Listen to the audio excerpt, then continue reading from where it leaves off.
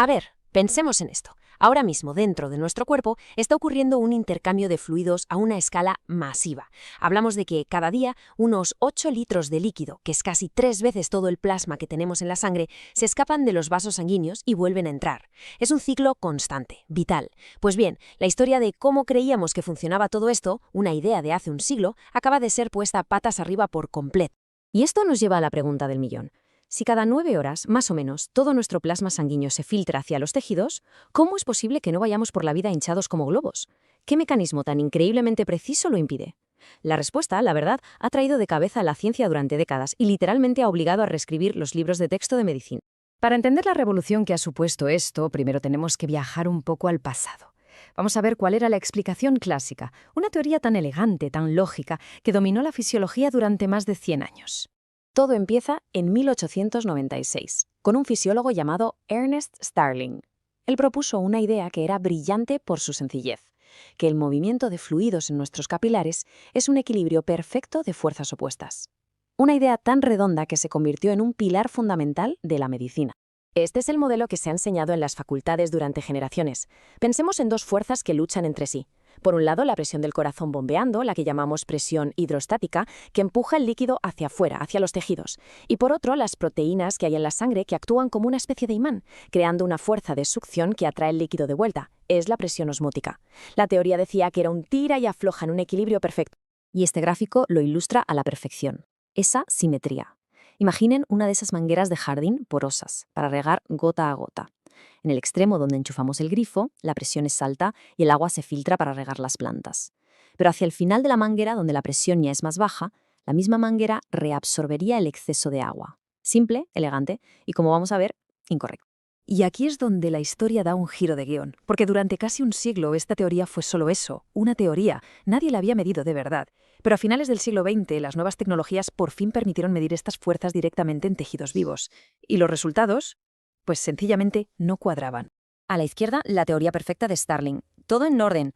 A la derecha, la cruda realidad medida en la piel humana. Como se puede ver, las fuerzas no se equilibran ni de lejos.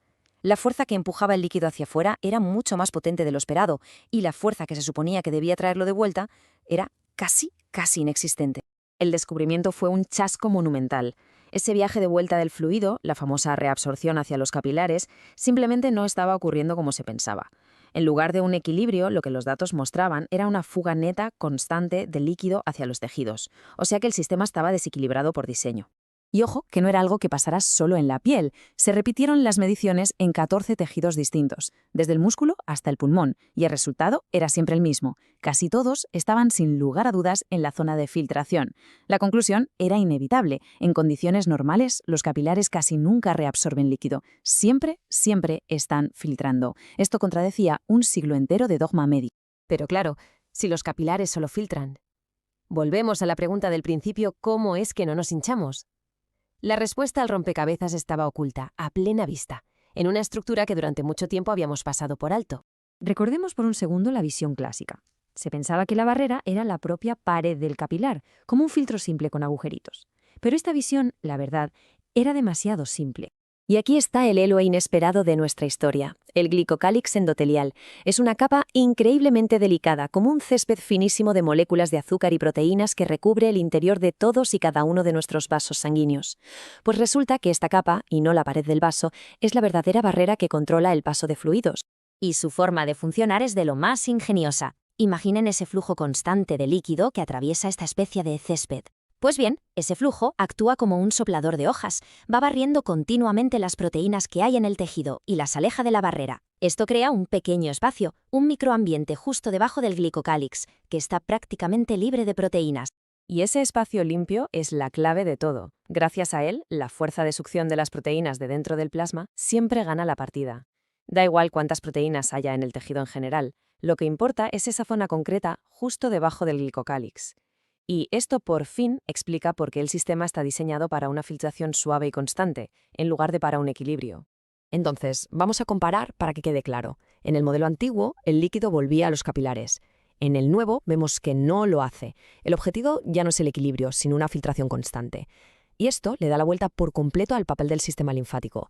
Ya no es un simple ayudante que recoge lo que sobra, es el sistema absolutamente esencial que recoge todo el líquido filtrado y se encarga de devolverlo a la circulación. Y todo este cambio de visión no es una simple curiosidad de laboratorio, ¿eh?